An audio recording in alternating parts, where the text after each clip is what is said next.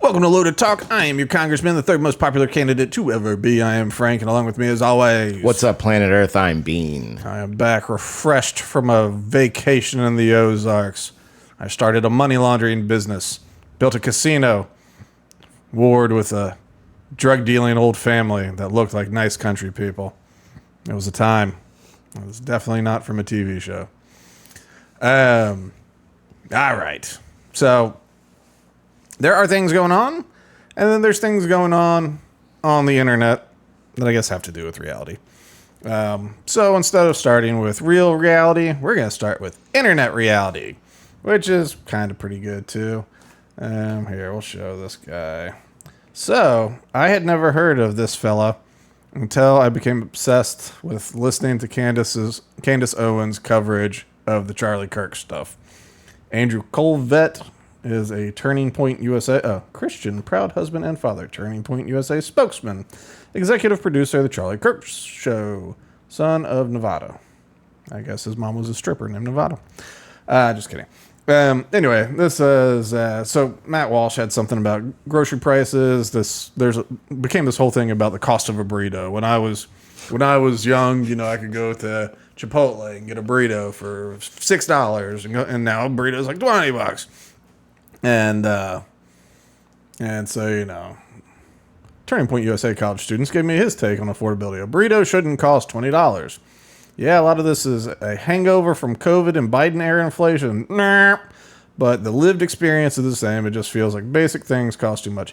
So Candace Owens hates this guy, and this guy hates Candace Owens. Well, that's good. Yeah, it's mutual. And yeah, I don't know. She's got lots of things to say about him, and it is interesting. They're a little tiff. I don't know. I would just never want to piss off Candace Owens, whether she's right on this or whether she's wrong on this, whether she's totally insane or the sanest person in the room. It just seems like a whole lot to pick a fight with that woman. Yeah. So, Charlie doesn't feel the same. He called her a racial epithet right before we started this. And so enjoy that, Charlie. Enjoy that. Okay. Anyway. All right. So that was just sort of this burrito thing. And so, so everyone's talking about it. Oh, everything's, nothing's affordable. It's because of Biden. It's because of Trump. Of course, it's because of everybody. It's because we're $31 trillion in debt and we keep printing money, devaluing our dollar. If our dollar can buy less, prices go up for the same goods.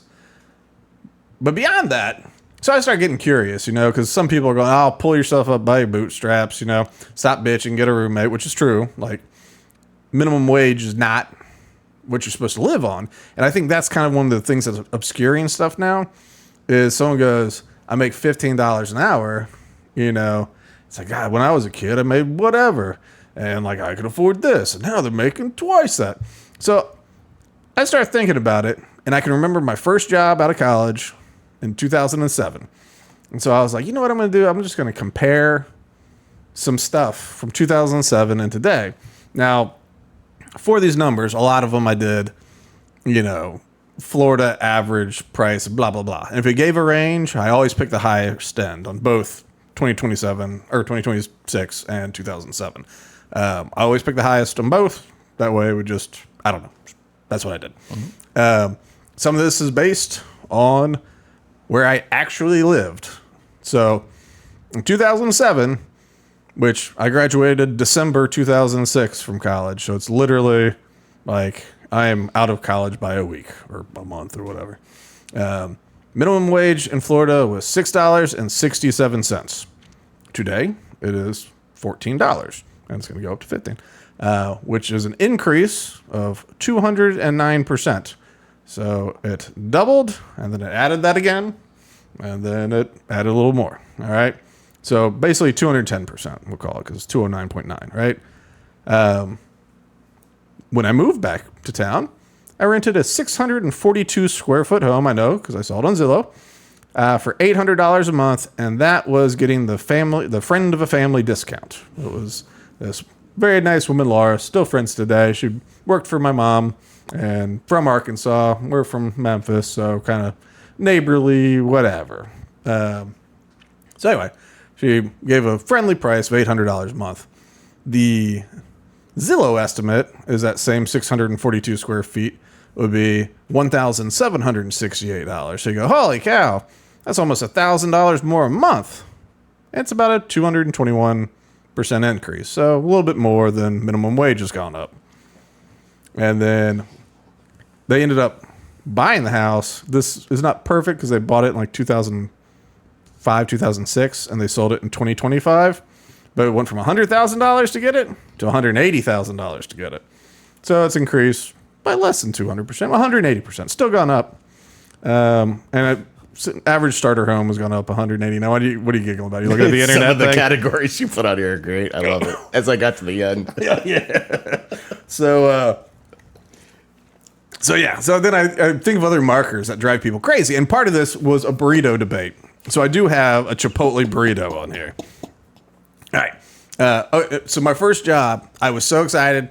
I was getting paid $22,800, which is like $11 an hour.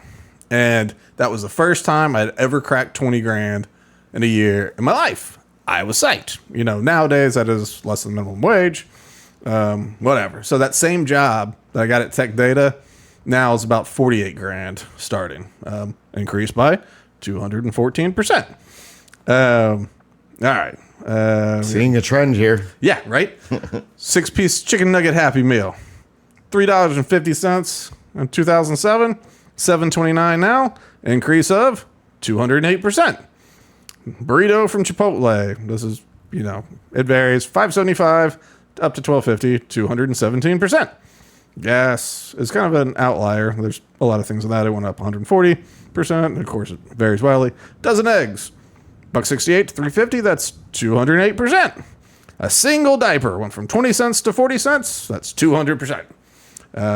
Internet has stayed totally flat, and speeds have increased by 2,857% for that same amount of data, or for speeds increased for the same price. So you get a lot more bang for your buck. Internet is consistent. Yay, technology. And then power is actually it was kind of surprising.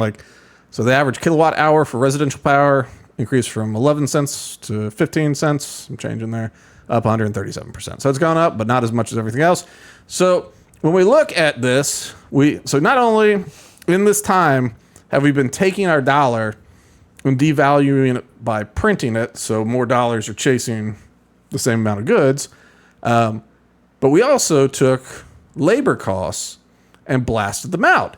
And I remember when the $15 an hour chat started, and I was out and talking to people out in Kansas City, because I think they were ahead of the Florida on the vote in Missouri. And I was like, this is going to go crazy. I was like, Happy Meal or fast food's going to go crazy. They're going to fire most of their people. They're going to replace them with robots. And also the prices are going to go up. And now you have touchscreens when you go in. There's fewer people that work there. Burger King is running ads at the movie theater talking about how they're basically shifting their employees to be customer satisfaction representatives to make sure, if they don't get your Whopper right, not only do you get it replaced, but you get a coupon for a free Whopper, which I think is awesome. And I don't know about you, but the fast food experience, and I don't get a lot of fast food, but the kid likes McDonald's, Wendy's, everything but Chick-fil-A. The experience is horrible. Everyone's apathetic. There's not a lot of people. Cleaning's not a big thing anymore. It's getting pretty gross in a lot of these places where it used to be just certain kind of thing. I'm not going to go to that Hardee's over there because this was. But everything's suffering. It's getting gross, and there's fewer people to interact with. They're all hiding in the back. They don't when they work the window. They don't know how to greet you. They don't say hello. They don't please, thank you, have a good day. It's $13. Here's $13. Yeah, they're already robots. Yeah. They're all mainlining fentanyl and boofing vapes up their anuses to keep going. That's how you do it. You get Got a bad visual just now. you know, you just plug it up there and kind of clinch, get a little nicotine. Maybe hiccup a little bit. So. I mean, the hiccups, so if you really want to hit it good, yeah. So yeah, they're all, you know, and all jokes aside, and I'm not saying that, you know, weed should be illegal or something like that, though there are laws about ages and stuff. It does seem to be that, I mean, not that many people didn't get high before working crappy high school jobs when we were younger, but it seems like we used to have to fake it. And now no one has to fake it, because I think the managers who are also, you know, they got the fentanyl drip going, but I think they're also just getting stoned. No one cares. Like basically no one cares. There used to be an adult or two that cared, and you gotta go, Janet's a pain in the ass. I can't let Janet see my eyes red, or otherwise I'm gonna hear from her. And then God knows if she tells Bob, you know. But now, I don't know, there is no Janet and Bob. There's just a bunch of people who have given up on life, and children and people giving up on life outside of Chick-fil-A. I don't know how they keep their standards high, but they do. At least what I've witnessed. And I don't get their drive-through thing. They've got the speakers, but they always have the people out there with the tablets. It does seem like a waste of infrastructure. It seems like a big waste of, like, why did you build the lines like that to then pay people to work them like that? And also, I don't like it. I don't want to have a conversation, and I don't want to look at your little flip book. Let me look at the big sign. I just hate double lanes. It's so dumb. I'm okay with double lanes when they're effective. Oh, there's this one that's off of like 275 somewhere, and it's like it's even double lanes at the delivery. That makes sense. Yeah, but double to single is dumb. Yeah, that bottleneck. Yeah, but unless they're churning them out, if they can churn them out. But yeah, the double delivery, it's cool. Like instead of having, it's kind of like Zaxby's over here. They have a door where people are walking out and just go into the different lanes. Anyway, Zaxby's seems like it's doing all right too. At least the one over here. But anyway, we don't have to talk about all the chicken places, Charlie. That's not what this is about.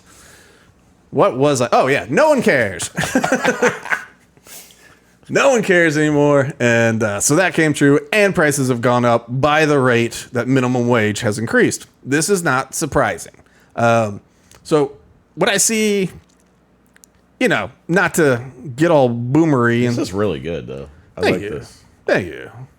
Yeah, not to sound like a boomer and say like, oh, you kids get a roommate, but we did. I had a roommate. I had a roommate until I moved in with a lady that later became my wife. So that's kind of a roommate because both of us worked. And so, you know, we're getting, let's see, what did I say? My job pre-tax was $1,900 a month, $800 in rent. So I assume she made about the same, maybe a little bit more than me. She had more of a work history, but so, you know, but still, we had two incomes for a tiny little house, and just starting off, and that's what we did. Before that, I had 3 roommates, and I always had roommates. I didn't. Same here. Yeah. I think I've had like maybe 3 or 4 years of on my own, but for the most part, it's always been with people, and it was fine. Yeah, I had just a couple of years, just in between getting hitched at a different time, but outside of that, I've always lived with somebody. So prices are a lot more expensive. And it is our government's fault. It's not Joe Biden's fault. It's not COVID's fault. That did increase a lot. I know we've lost something crazy like, what is it, 30% of our spending power in the last couple of years? Or is it 60% in 3? Anyway, since COVID, we've lost a significant amount of spending. I mean, we blasted stuff out. Trump's still blasting stuff out. Because let's not forget that a big chunk of that was during Trump.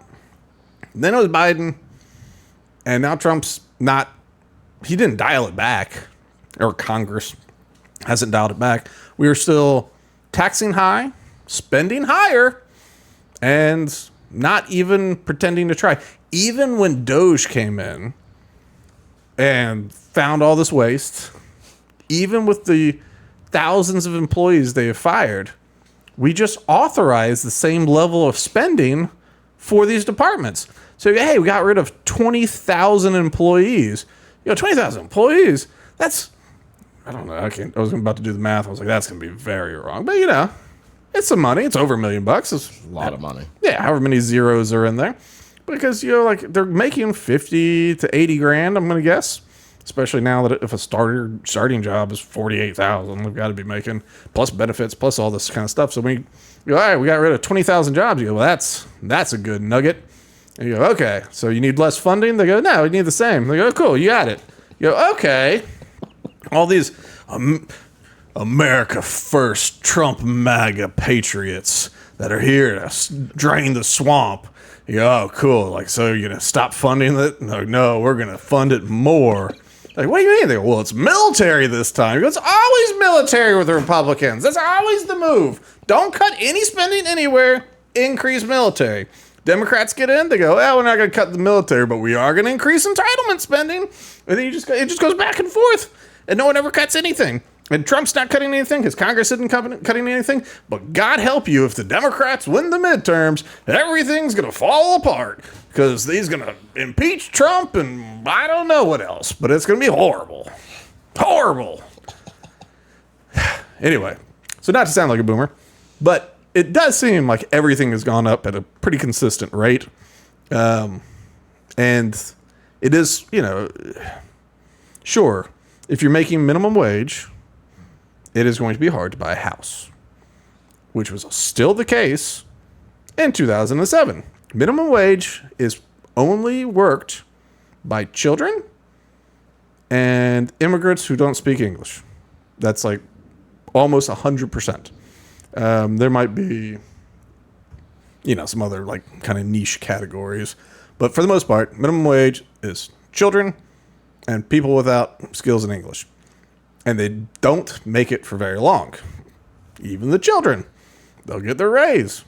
If they keep working at, McDonald's, not overdose on the job, they'll get up another $1, And, but the problem, so minimum wage, obviously, it goes up and it goes up from the farm.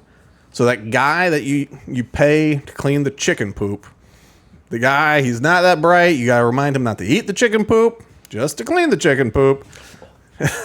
you go, but Bubba, no. But Bubba, no, but Bubba, Yeah, you gotta push the broom, don't lick it. Well, now Bubba, instead of making $6 an hour, makes $15 an hour. And you go, damn, like Bubba's gotten expensive.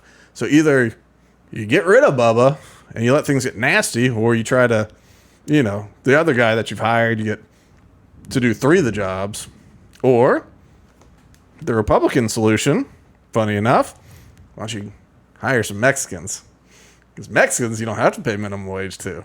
Mexicans, you can pay back to $5 an hour if you want to. They're essentially slave labor. But you pay them, so it's not slavery. Don't try and get us for slavery.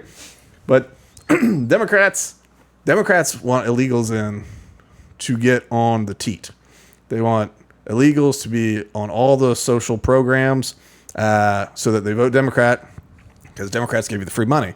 Republicans want the illegals in to work the jobs that are now too expensive to employ Americans to. It's not that Americans don't want to do it. It's now expensive.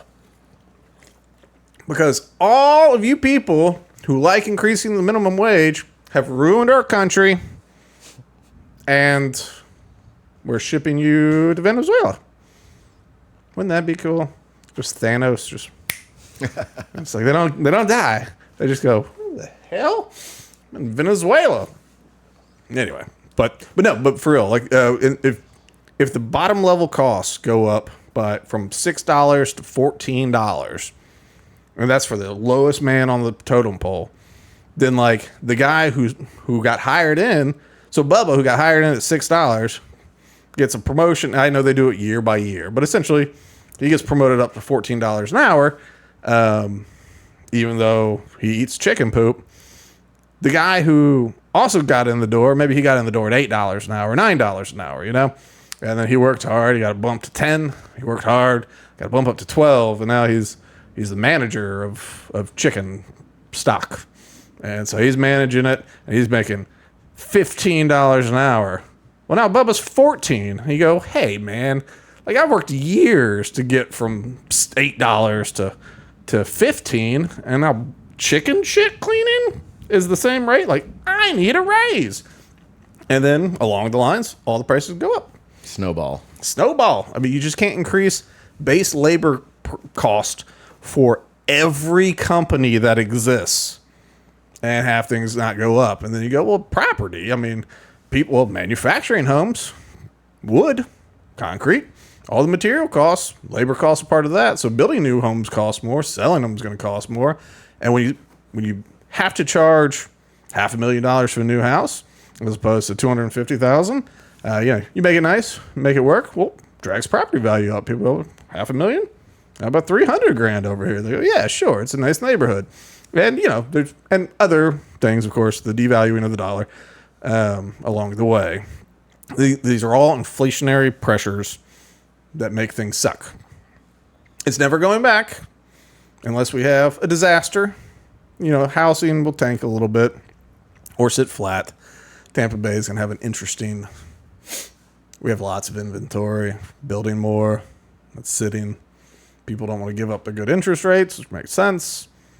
And and then the boomers are going to start booming, and there will be more inventory entering at that point, unless they all leave it in trust. They're also the only ones taking on more. Yeah, they're taking on higher mortgages in retirement and building homes in retirement. Yeah, that's because they were like, I paid off my house 20 years ago, and it's gone up by a substantial amount. So, well, that was it doesn't matter. But yeah, you look up some of these houses, especially in you go to like a Brightwaters kind of neighborhood here in St. Pete. You go, God, look at that house, and it is an impressive house. But say it's not a new construction one. You look at it, and let's say it's 3,000 square feet, 3,500 square feet, something like that. Big house, but not one of these monsters, right? Good architecture, big lot, faces open water, just beautiful. And you go, God, like, how much to buy that thing? You look at it and you go, it's whatever it is, $5 million. And you go, it's crazy. Those people are rich. Then you look it up, you go, they bought it for $350,000, and they've just about paid it off. And of course, like, you buy a house for $350,000, which used to mean more, and you get that paid off, and now it's worth millions. But all your neighbors are worth millions, and you go like, why? Like, I could sell this for $5-6 million, but then what would I buy? Go somewhere else. Like, I got waterfront property. It's beautiful. Yada yada yada. And so that's the thing. Everyone's staying, which makes sense. And then with the interest rate changes, you go, I'm not going to pay 7% of my money if I'm currently paying 3%. So anyway, that's the property thing is going to be funny. It's going to be funny. I don't know if it's going to crash values because of the way the dollar has been diddled, the way they've diddled our dollar. I don't know if there's room for prices to crash that much, but it might prevent them from increasing for a while. And I think this current weird zone is going to basically just leave people unable to sell. A lot of people not moving. Empty inventory sitting empty. That's just my Frank Stradamus. But then you also have to take into account the timing right now with the boomer generations and the major transfer of wealth between the boomer generations and the subsequent, like their kids or, whatever, their kids. And are those people going to utilize those funds and sink it into the house they can't yet buy right now, right off the bat? I mean, I don't know. That could trigger a buying spree. But also, say, obviously the very wealthy are going to have things set up, right? But the, whatever, upper middle class or whatever that might, they've got life insurance, they've got their 401k, and they've got their house. And let's just say, that's what they got. They don't have anything crazy. Well, at some point, they're going to get old and need some assistance. And so at some point, we gotta move you to a place, and so probably sell the house and use some of that to fund some of that coverage. And so then, obviously, hopefully people live a nice, long, healthy life, but that's also very expensive. And so then you go, what's left? I mean, there's the life insurance, of course. Maybe there's whatever's left. So it might not be, and then you go, and there's 4 kids. Divvy it up. You go, well, that's nice. We got a chunk of money. And even if it's a good chunk, we all got $200,000. Like, that's cool. That's not, if you already have a house, that isn't necessarily buy new house money. That might be, let's fix some stuff up around the house money. Let's do whatever. Invest it. Hopefully for down the line, we can do something. So I don't know. There could be the buying spree. I just think that some of the people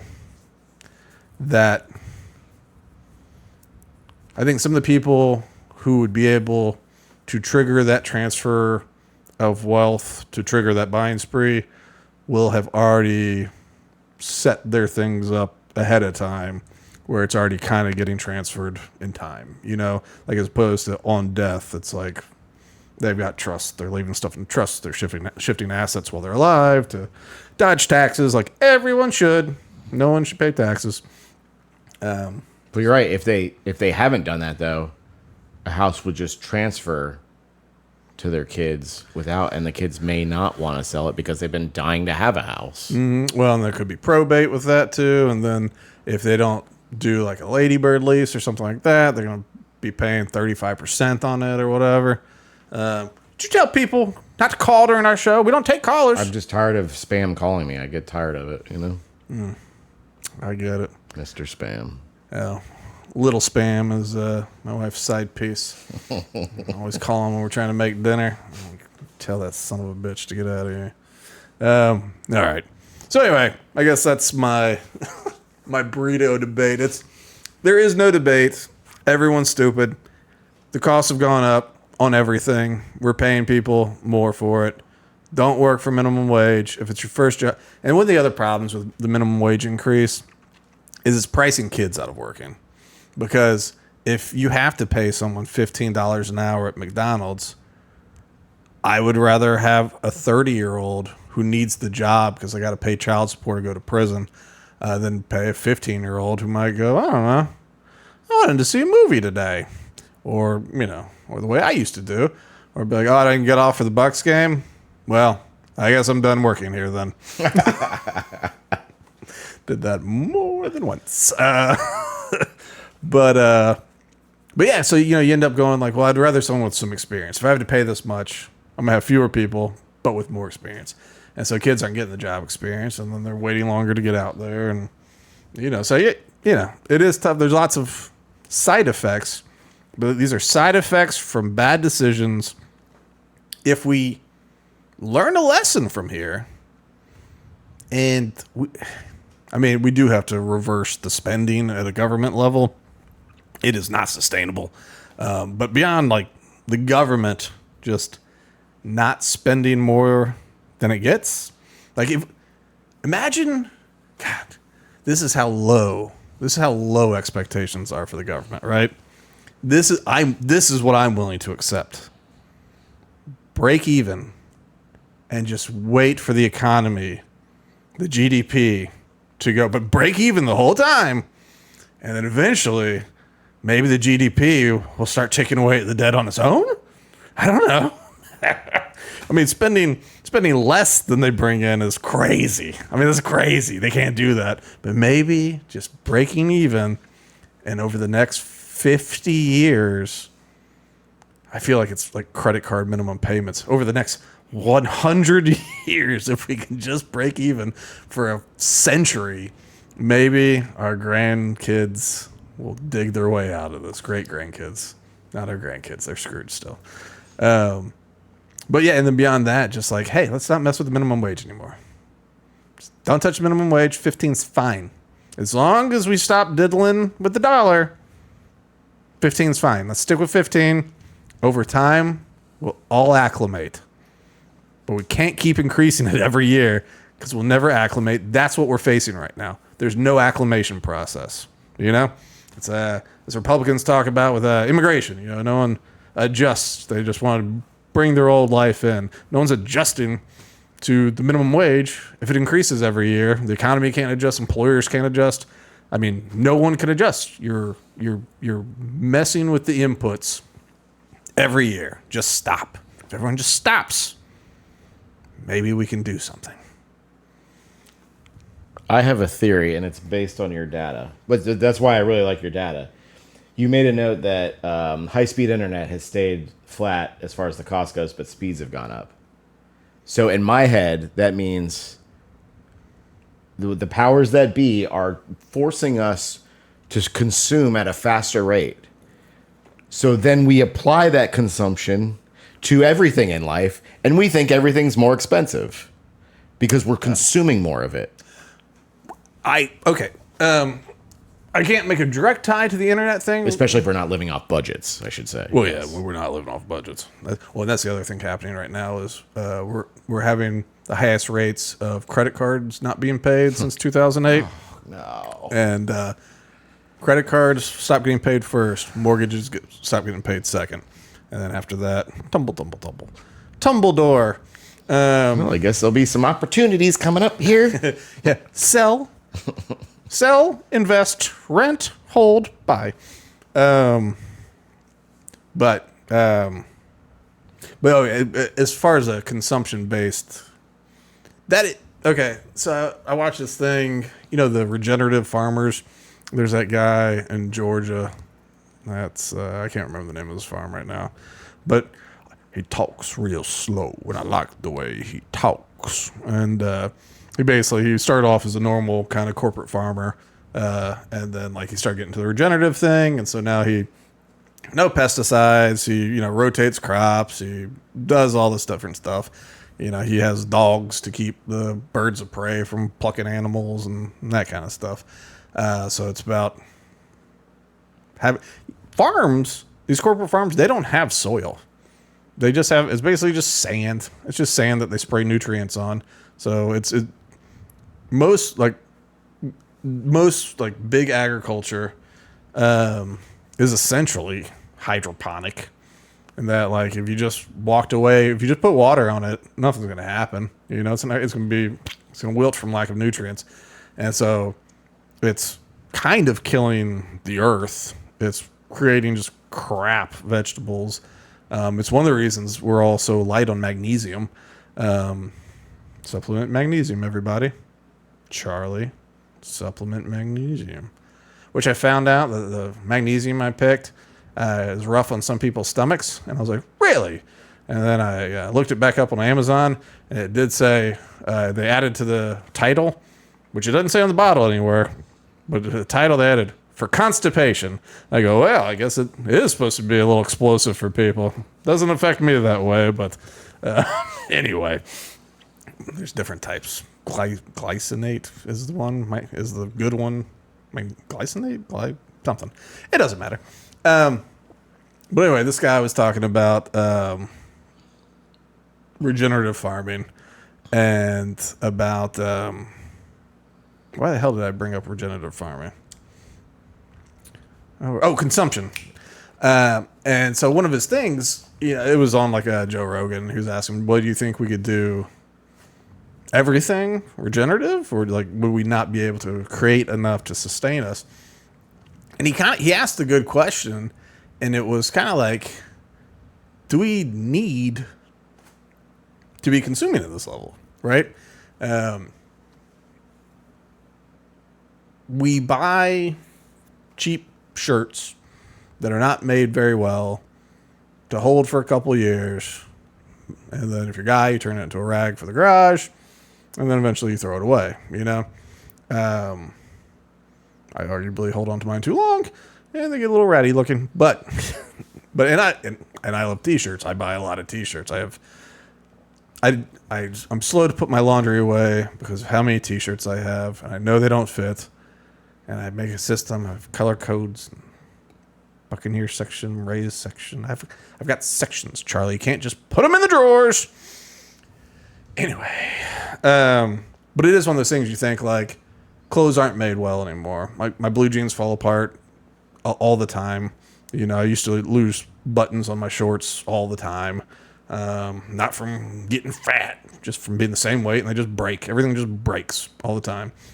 And we go, whatever, throw it away. It's cheap. Get another one. So it is one of those questions like we are consuming more. We are just a consume and throw away society.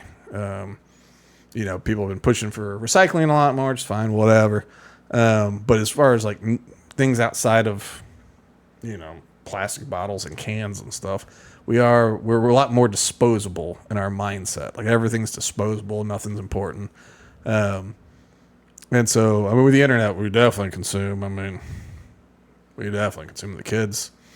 That's well, things are designed for that secondary sale. Like, they're designing them poor so that you get the secondary sale. Oh man, sometimes So irritating. So sometimes when I'm looking stuff up, like for episode news and all that, I go to some site that's got whatever, a little block stuff on it, you know. And if I don't need to see if I'm just trying to see one little piece of data, you know, like today I was looking at Glassdoor. I was trying to look at tech data salaries at Glassdoor. And you guys subscribe for them to give you the prices. Well, if you do an inspect element on this, like if you know anything, if you know web programming, if you do an inspect element, you can see that in the div tag or whatever, that they've just put a blur over the text. And so if you just go in and go delete node, it takes the blur away, and you can see there's a lot of programming that's just lazy about that. They just use CSS to like if not logged in, this is the CSS for it. But if you don't, you know, the problem is they'll lock the scrolling, so you can't see like everything doing it this way, unless you kind of go back and forth. Anyway, so I was doing that, but when you're going in there and doing that stuff, sometimes the programmers label some of like the pop-ups and stuff, things like aggressive sale module or whatever. And so, cause they go, this is like the super sale, whatever, but it is, sometimes people are interested. It's interesting how they label things sometimes, I'll say. And sometimes it's very true to what's happening. I'm really starting to hate ABG. Yeah, marketing teams are definitely the I wouldn't say the downfall of what we're discussing, but that does not help. Yeah. Trying to cut costs, get a secondary sale, and the combination, we just get crap. Have you ever looked up the stuff with Sigmund Freud and marketing and public relations? Maybe? It's his family helped like start the concept of like marketing, Perceptive marketing, it's which I call deceptive marketing. no, he didn't. Professor's like, when you publish a book and you get peer reviewed, then you can teach your ideas. I'm like, okay, thanks for college. We can open up our mind and have like conversation and dialogue, but apparently not. Yeah, apparently not. Oh man, I feel like my kid's gonna change his mind at the 11th hour, but you know he wants to be a welder, and so you know my buddy out in KC has his metalworks place. So the kid went out there and learned welding, sandblast, all that kind of stuff, and it was basically, you know, my mom asked while she was out there with him, like, oh, you know, where would you suggest if he did come out to Kansas City to get certified? Should he go to, you know, this college? There's a community college that has a welding certificate, and so you know, dude was just like, you should probably get a job at a good company and like learn the ropes that way. I don't know how the certifications work, and maybe you can get certified after you get the experience. I don't know. It's all a scam anyway. But you know, the kid basically left his little summer job with like, well, if you're still with it when you leave high school, like I'll hire you, and which is good. But it is one of those things where you go, I went to college because I was literally told you can go to college and your parents will keep helping you a little bit because we find your education important. It's like, or if you don't, and you got to go out and get a job and you got to pay for yourself. And, you know, I had a teacher going, hey, become a programmer. You make $60,000 out of high school, which at the time, you know, my first job 6 years later or whatever was only 20 grand. But I did not want to do that. And I was like, oh, I'll just go to college then, you know? But I learned some stuff, but I basically just had a good time. That was kind of what I did. And at the end of the day, I didn't get a whole lot out of it. You know, I got some stuff, learned some things, had a couple good professors. A lot of it was just, oh, this is what you want? Here. This is what you get. I'm like, this is what you want? Here. There you go. I got the grades. Hooray. But, like, I don't know. The return on investment is not good, you know, especially these days. Because no one can get a job. You know, everyone's got a college degree now. It's not a thing. And you go, oh, what's your skill set? You go, nothing. Do you know how to do a spreadsheet? No. No one knows how to do a spreadsheet. It drives me nuts, Charlie. How many have I ranted about this on this show? My bread and butter. No, for real. I mean, it's, and the thing is, you don't have to be like, you do good spreadsheets, but you don't have, like, there's basic spreadsheets, and people can't do basic spreadsheets. Nope. And it's even things like telling people, just, if you put numbers and letters in there, you can't play with the info. You know, like, the numbers need to be, you can put a label up here, but it's just got to be numbers in the cell. Anyway. I'm assuming you've received some spreadsheets from people. Yeah, I've tried to coach like art kids over the years on spreadsheets, and it's hit or miss. And you gotta kind of repeat like, well, you know, if you do it this way, and then you can show them like even. I attempted to teach just like VLOOKUP a couple times, and it moderate success here and there. But really, if I could get people just structurally to set it up with the data, like, all right, we'll just make it so it's something that can be analyzed with programs and just give it back to me after that. But the worst is the senior VP of this property management company. He does not know spreadsheets. Oh, I haven't told you. Yeah. No, he sent me a budget one time, and he goes, I sent him a budget one time, and he goes, I don't know, I'm trying to plug any numbers, I can't make it work. And he sent it over to me, and I looked, and like cell B1 or whatever, he'd manually typed a number in where it once was a formula. He goes, no matter what, it keeps adding to this number. I go, well, yeah, you remove the formula and you typed a number in. That's the only thing that's going to show in that. And it just goes from that. He is so bad. I begin emails sometimes. I have begun emails, not sometimes, but I said, Doug, the spreadsheet hurts my feelings. The most recent one when I was trying to... You should just CC me on all of your emails to people like that. I would get a kick out of it. Yeah, maybe it could BCC on some of these. Yeah, BCC. Yeah. There's one, like, I know everyone wants to hear about this, but I don't care. It's so horrible. So we passed the budget. We had a late annual meeting. Just sit through this, people. It's fine. It's about math. You're probably a little autistic. You'll like it. Pass the budget a little late. Effective date, January, right? So effective date then, pass it later. We got some things to do, right? So I go, okay, here are the numbers. Plug them in. And I was like, but it's very important. We need to transfer, in real life, money from this checking account to this checking account, all right? And so he goes, I just can't make this work. When I plug I go, here's the numbers as of January, just plug in the expenses since then, you know? And that's where we're at. And he goes, well, everything works until I try to do this money transfer, and we don't have enough money to do that. And I was like, oh, don't worry about that. That is effective. I already accounted for it. It's effective January 1st. And he goes, but it didn't happen January 1st. I go, all right, then do this. I was like, we're going to subtract that amount of money from the total here. I even broke it down into the structural, non-structural. So this is this. We'll subtract 85 grand. And then when you get to the point that you want to do it, we'll add it back. He goes, well, that's a net zero. That doesn't make any sense. And so when I take it, it doesn't add up. Okay.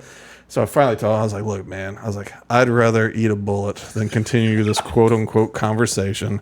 I was like, just send me the expenses and I'll do all the work again. Because I don't get paid. It's a felony if I get paid. All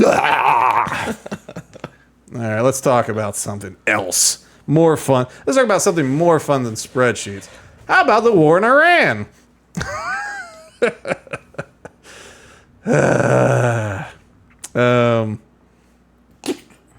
You looking at the ad or what? Oh no, yeah, this one, yeah. Charlie, Who approves this stuff? Charlie, don't ruin it. The people might want to see it. All right. Iranian president met supreme leader in darkness and isn't convinced it was him. So the Ayatollah is in charge. There were reports early. Well, we'll catch everybody out with on there. I just saw the first line. Who writes this? Oh, it was New York Post. So New York Post has fun. they can be a little tabloidy, but I like it because they can be sassy little minxes. Caitlin Doombos. Oh, nope, that's a Caitlin Becker. How many Caitlins I got working there with different spelling? Anyway, so as you know, we killed the Ayatollah because there's nothing that says this is going to work out than to kill the religious leader of a nation and tell them that we're here for you. Anyway, Ayatollah was a bit of a bastard, to put it lightly. And then his son, the Ayatollah, took over. There's reports that we kind of got him a little bit with one of our bombs. And he was aggressively hitting on men because he was so doped up. We covered it. He was doped up, being treated for all of his life-threatening injuries. And he was just like, come on, go over here. Just, And then there was a report he was actually dead. And then they said, no, he's not dead. And since then, we haven't really seen him. But they go, well, why is he going to poke his head out? Y'all are going to kill him as soon as he shows his face. Which is probably true. Because you probably want to at least get to the next Ayatollah. Though, I don't know, man. Really, at this point, I'd say keep the Ayatollah. Like, I mean, he's going to be bad about his dad being dead, but you did kill his wife, and that was kind of a pain. He doesn't have to do that thing anymore, you know? You ever get up close with the lady bits? Ew. And he never has to take a new wife because I'm just too distraught. The love of my life. And my children that I definitely wanted and didn't do because my dad made me, and he said people will talk if I didn't do it. I'm just distraught about all that. I can't possibly. And I'm older now, you know. I'm focused on religion. So he might be all right. He might be all right. And the next guy, I don't even know how they pick the next guy. You don't have a brother. Do they just pick a different Ayatollah Smith over there? Yeah, Todd. Todd would be a good Ayatollah. They draw straws. Yeah, I wonder if they have a smoke process like the Pope, you know? So ridiculous.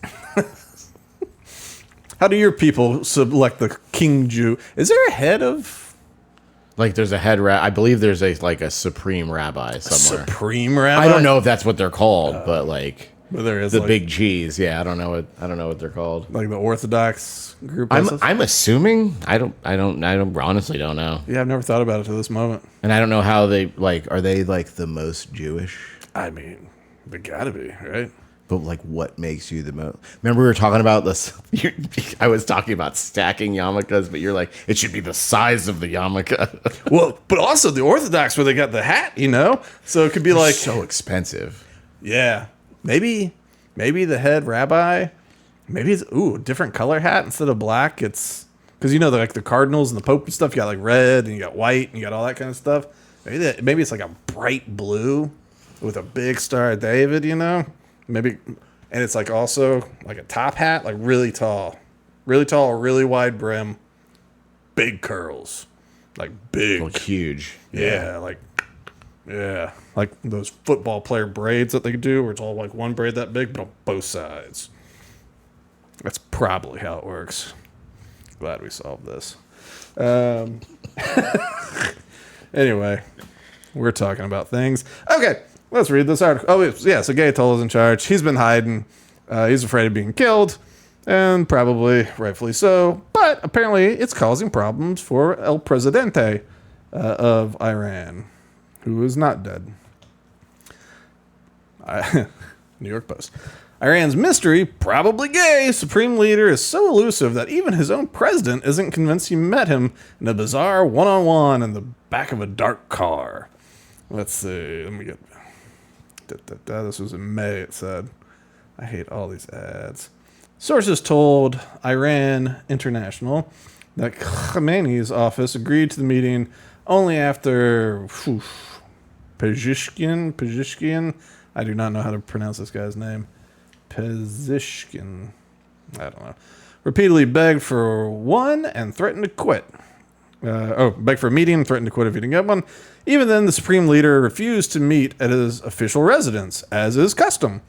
Instead, the president was driven to a secret location in Tehran, pulled from his own security convoy, and placed in the back of a commercial vehicle. Probably an ice cream truck, if I had to guess. The cabin was kept so dark, the two men couldn't see each other, with guards even barring from shaking the supreme leader's hand. And you know the Arab countries, they like holding hands and stuff. Remember the Saudis always holding hands with W? They definitely didn't make out. The situation reportedly irritated who asked aides whether the person beside him had actually been Khamenei at all, because all he'd heard was someone talking in the dark. The president has since asked for another meeting, this time face-to-face at the leader's residence. So far, he's been turned down. He's offered to step down again, complaining that the IRGC has seized near total control over running the country, which, to be fair, they've always pretty much run the country. It's just, I guess, maybe now they're not listening to the president because they go, we're the bureaucracy and the military. I don't know. Do something. Yeah, what do you want to do? Like, do something. Like, we have the guns, we have the water, we have the business licenses, we have, we got all the things. We do all the things. Iranian military reported this week that Khamenei formally granted the IRGC commander-in-chief Ahmad Vahidi the ultimate authority on decision-making, sidelining political administration. Well, so that's interesting, too. So the president goes, I need to talk to the supreme leader. And they go, well, that's him in the dark over there. And then he goes, the military is in charge. I've decreed it. Okay. Did anybody hear it? Oh, there's one more thing. That's really good. Let's see. Not a single verified photo, video, or audio recording of Iran's new ruler has been released. All his statements have come in written form, and he didn't attend his father's funeral. Iran's government-owned Hamshari newspaper claimed this week that foreign intelligence agencies could pinpoint Khamenei's location from something as simple as background noise in an audio recording, a bizarre claim that only fueled more speculation over his whereabouts and condition. I don't think that cardboard thing ended up being real. What is that shirt? That is horrible. What is that? Who would wear that? Yeah, I know it's AI, but God. You know a guy is using testosterone and is affluent when the lining of his jacket or the inside of the cuffs of his dress shirt look like that paint swirl shit. It's always like paisley and crazy. It's always on the inside of the cuff or the lining of the jacket. And you go, I guess go get him, Tiger. Like, you have to be rich and on the prowl to get something this ugly. And yeah, they do. So what do you think? The Ayatollah, supreme leader, dead. I mean, you don't. Come on. Like a dark. Why all? Yeah, you can't shake his hand. Come on. Yeah. I mean, show me your cards without showing me your cards. You know. No, it is true. Like all the things, like you can't look at them. They go, you can hear them. Don't touch them. Like, I don't know. Is he that familiar with what Khamenei's hand feels like? He's like, oh, it's a strong grip. And they go, the Ayatollah doesn't have a strong grip. That wasn't him at all. You know, like the shaking hands part is crazy. Like, as soon as he was shaking, he's like, no. This hand is soft. Wait, this feels like a hetero hand to me. That should be what they have to do. They go, it's like, oh yeah, you're him? Grab my piece. Grab my piece. Make me happy. Let's do a happy ending at the beginning. Oh, Oh no, that'd be too gay.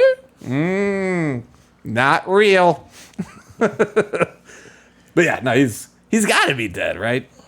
And or in a coma, and he's got a handler that is taking a bribe from the IRGC commander, and like they're doing a kick up to a some sort of handler, and this is going to be kind of a coup. The IRGC is going to take over Iran and just maintain control. Like that's yeah. Yeah. And until the show is up.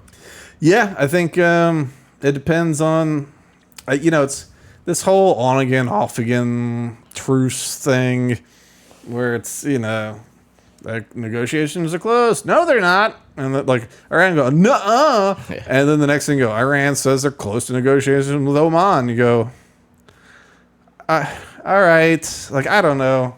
It's like, yeah, huh, nuh-uh. Yeah, okay, maybe. And so it just goes, constantly. It's been however many months. I lost my wager on 4th of July, by the way. That didn't happen. Didn't happen, but I'm always right in all my predictions. That one was just a fun one. Anyway. But, one of the things about this on again, off again is there's always, like, this murmur that there's, like, different factions. And some people are like, let's wrap this up and get back to, like, selling oil and ruling this country and not getting blown up anymore and not worried about getting blown up anymore. And then there's also the death to America, death to Israel. And we're like, nah, let's do it. Let's do it. And then, of course, there's people going, I know it won't be good if ground troops come in. Like, it won't be good for America if ground troops go into Iran. It will be a very long trudge of a war, but it won't be good for Iran either. It's not like Iran's going to come out in a good spot, and it's not like if Iran cannot defeat American military to the point of destroying American military. They could theoretically defeat like Afghanistan, where they could hold their country until we leave, and they could make it a pain in the ass. They could, they could do something, as long as they're on their home turf. They can probably hold a lot and cause it to be a giant logistical pain in their butt, lose a lot of lives, lose a lot of equipment, spend a lot of money. But you got people going like, let's not do that. Let's not do that. Like, they won't send in ground troops, so we might as well bluff until we get more. We get more. Okay. So I don't know. So the question is always like, who's making the call? And I guess the guy told us says now the IRGC is the guy making the call. So, and the president's not. So who are we talking to? But I don't know. But yeah, my guess is, whenever this thing resolves, which it has to resolve at some point, even if resolving is just us turning around and leaving, it's Oman. Here's what I think. Say we just left. I think Iran and Oman would cut a deal, and they'd go, I don't know. Here's a fee that we charge in the strait. We split between the two countries. Or they go, all right, if they go in your lane, you choose a fee. They go in my lane, it's this. And Iran goes, it's whatever. $5,000. Oman goes, okay, on our side, it's $2,500. And then people kind of go back or whatever. I don't know what these fees are going to be. But, Oman goes, we'll be the discount side. And Iran's like, yeah, we're not going to be. But some people have to come our way. And then we'll go out and shake some people down. But I think, that's probably how that would shake out. And then, we can deal with that diplomatically, solve all that. Or we can just stay where we're at and keep shooting. But so in that, I think whoever this person is, Versi or whatever, of the IRGC, I think he basically becomes leader. Maybe they give him a title of president. Maybe they have a little sham election or something like that. But I think whether if the Ayatollah is alive, I think, they basically keep him on a leash and they go, like, you're going to come out, you're going to wave, you're going to say holy things, Maybe they just AI him so they don't have to deal with the new Ayatollah. Or maybe they do, whoever it is that's been helping get IRGC to control, maybe that person gets named the new Ayatollah, but they realize they're not supreme leader the same way Khomeini was. You're more of a secondary leader, But yeah, I think this might be the beginning of a convenient coup. You look bored, Charlie. I'm just trying to figure out, yeah. What if the military maintains control over Iran, are they just going to escalate things just to do it? I mean, just because the neighbor's doing it? The thing is, if you're the military, you do have people that are just like, no matter what's going to attack, we're warriors. But you also have people that look at what you got in your favor, So you can launch missiles from your own land. So you can hit Jordan and all your neighbors. You can't hit America. Theoretically, they say they could hit England based on a rocket they say left Iran. They say went towards a British ship or to some ship or whatever. They go, that one rocket got out. That was a far enough distance. That could have reached England. They kind of brought that out for a little bit and it went away. No one's talked about that range again. It felt like a convenient story for why they're so dangerous. Oh, they do have rockets that can hit the West. They can hit our allies. It's like, they haven't shot any of them since. They just one that supposedly came from Iran, did a distance that we thought was not possible, and then never did it again. So maybe they just had one of them, Charlie. Right. They shot their shot with one. Yeah, there it is. And so I don't, I think you keep. If I was them, I think what you do is you just keep it locked because you just go, hey man, oil doesn't leave here.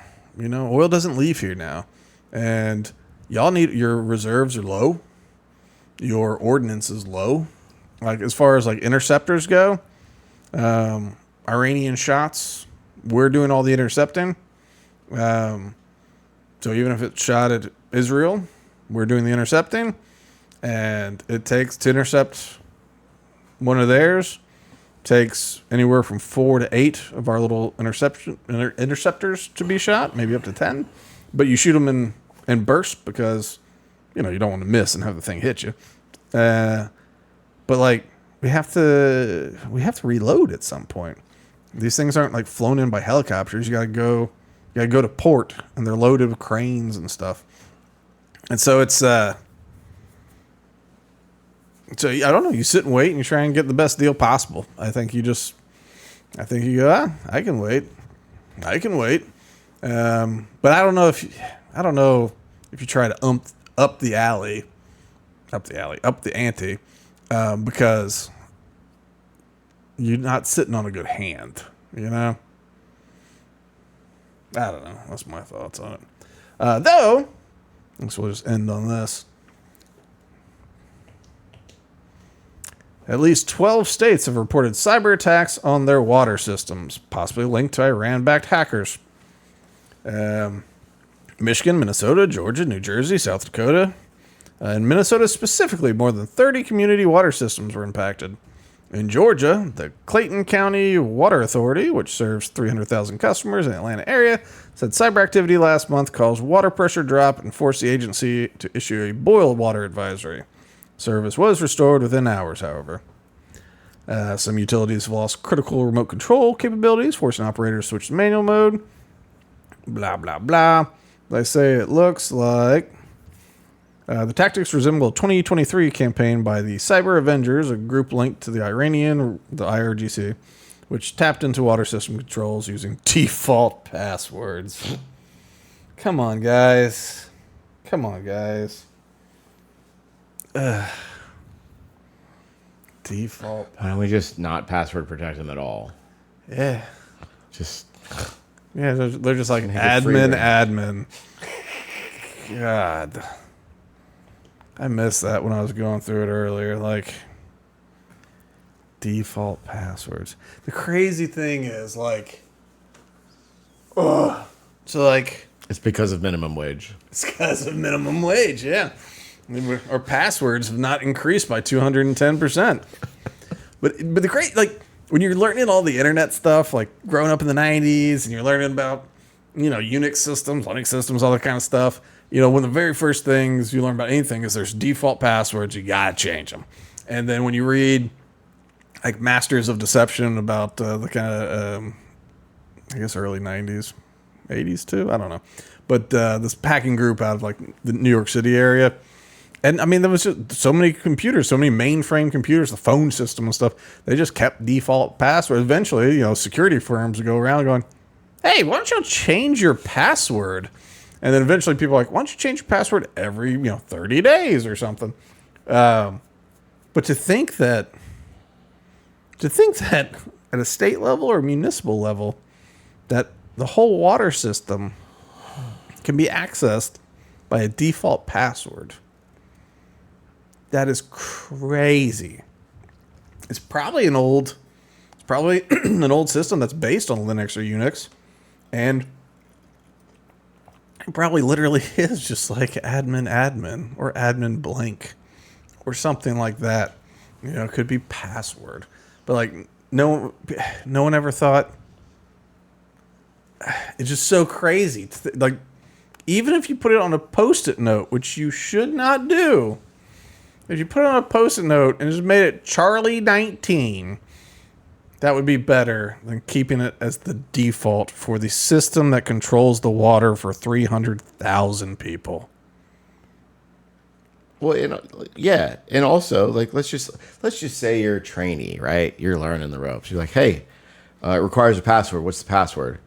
And they're like 1, 2, 3, 4, and you're like, nobody was like 1, 2, 3, 4. Yeah, nobody at any point. Does anybody want to, like, make an improvement here? Yeah, not one person ever went, that doesn't seem secure.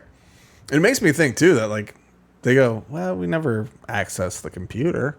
Or they go in through, or they have their own individual logins, and they just never, they go, oh, well, I don't know, the manager. It's like the root login then? Yeah, exactly. Yeah, root, yeah. Well, that's the thing. Could be root. And, yeah.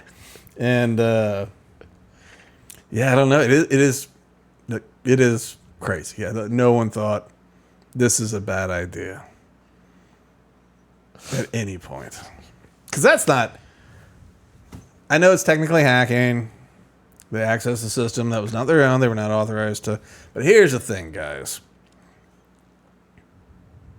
If you can access the computer through just whatever, telnetting or whatever, SSH, whatever, you connect through an IP address, maybe even through the web. If you give a login and a password field, and I'm able to just guess and get in, not with brute force hacking, I go admin, password, root, whatever it is, or just enter because you didn't set one. Like, although it's hacking, it's not, and it's your fault. That's your fault. Like, it shouldn't even be a crime. I mean, it is a crime, but it shouldn't be a crime because you're the idiot. If you sell diamonds, Charlie. Interesting choice. I'm just saying. I know how your people are. If you sell diamonds and you go, I'm going to set it up like a fruit stand out front with just baskets full of diamonds. And then you go, well, my day's over. I'm going to head home. They go, do you want to bring them in? You go, no. You go, okay. No, I will. I'll close the door. You going to lock that door? And nah. So you're just going to have a screen door with diamonds on the other side. And it's going to be unlocked. You go, yeah, but it's illegal for them to take the diamonds. People are going to take the diamonds. And I can't even, I mean, when the cops come, they're going to go, so you just left it out? And you didn't lock the door? Yeah, I didn't lock the door. So if someone walked in and they just didn't know the store or shop was closed, they didn't even mean to do a break and enter, they just were there. There's buckets of diamonds? Yeah. Like, I don't know. Like, I feel like... You're not getting your insurance for it. That's for sure. Yeah, that's for sure. But I even feel like the cops would be slow to charge and they'd be slow to prosecute because you go, like, what are you talking about? You know, you basically gave it away. And so that's with the information. If you're not going to just set a password, any password, it's barely a crime in my book. And like, yes, as soon as you start shutting off people's water, I see how that gets a little gnarly. But that is also all your fault, local government. Holy cow. That really took the sting out of that one. Because I was about to talk about how, like... And our water systems are very insecure. I didn't realize they're insecure because of idiocy. But they are very insecure to attack. And it is one of those things where, like, I do wonder at some point if that's where we're going to get our comeuppance. You know, it's going to be someone hitting in real world or on the internet and just being like, beep, no water, sorry. All right. I guess that's enough for today. Make sure you follow us on the YouTubes and the Rumbles and the Spotifys and the iTunes and the like and subscribe and get our alerts. Set an alert so you get notified when we do our brilliant episodes, our shorts, all that stuff. Tell your friends. We're awesome. We're cooler than your friends are, and they should listen to us and do everything we say. What you got for the people, Charlie? So today's grok fact of the day is very interesting. On August 6, 1926, exactly 100 years ago today, 20-year-old Gertrude Ederle became the first woman to swim the English Channel. She covered the roughly 21-mile, about 35-mile actual path due to currents stretched from Cape Gris-Nez, France to Kingsdown, England in 14 hours and 31 to 39 minutes. That time beat the previous men's record by nearly 2 hours. Only 5 men had completed the crossing before her. Here's where it gets crazy. She coated herself in sheep grease for protection against the cold, wore a self-designed lighter 2-piece swimsuit, controversial at the time, and used motorcycle goggles sealed with candle wax. She ate chicken legs and other supplies from a support boat while battling rough seas, jellyfish, and fatigue. Her father had promised her a new roadster if she finished, and she refused to be pulled out unless she said so. Dear God, dirty Gertie. Dirty Gertie. Get in that roadster. God, slathered up in sheep grease? Sheep grease? Ugh. Imagine what she smelled like. Ugh. Sheep grease. Those are terms. Those are terms. All right, well, slather yourselves up and go jump in the water, folks. We're out of here.